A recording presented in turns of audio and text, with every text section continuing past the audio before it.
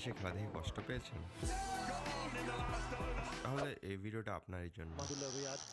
সময়টা 2012, আজ থেকে প্রায় 10 বছর আগে। যখন আমি বুঝতাম না ক্রিকেট কি, মাঝে মধ্যেই দেখতাম বাসার সবাই টিভিতে কি যেন একটা দেখছে। মনে আপনাদের মতো আমারও কোশ্চেন জাগতো।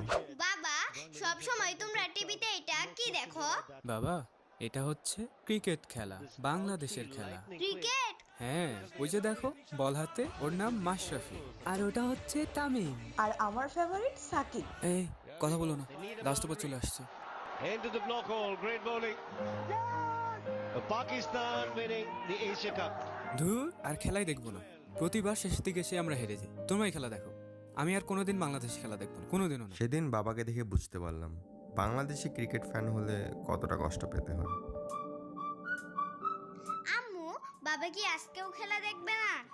না, সেদিনের পর থেকে তোর বাবার খেলা দেখে না। ভাবতেছি আজকে যদি বাংলাদেশ হারে তাহলে আমিও আর খেলা দেখবো না। সব সময় হার দেখতে আর ভালো লাগে না। Five needed.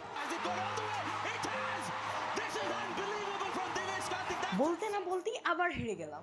কালকে থেকে যদি তোদের টিভির সামনে দেখছি তাহলে তোদের খবর আছে। আজকের থেকে আমাদের বাসায় বাংলাদেশের খেলা অফ। আরে চাপ নিস না, আমি তোর সাথে খেলা দেখবো।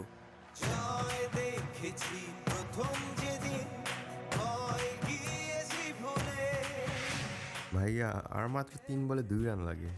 এই বলে দেখো মাহমুদুল্লাহ শিওর 6 মেরে জিতে দিল। In the air, the fielder is coming in. She can down for a second catch. He's taken it.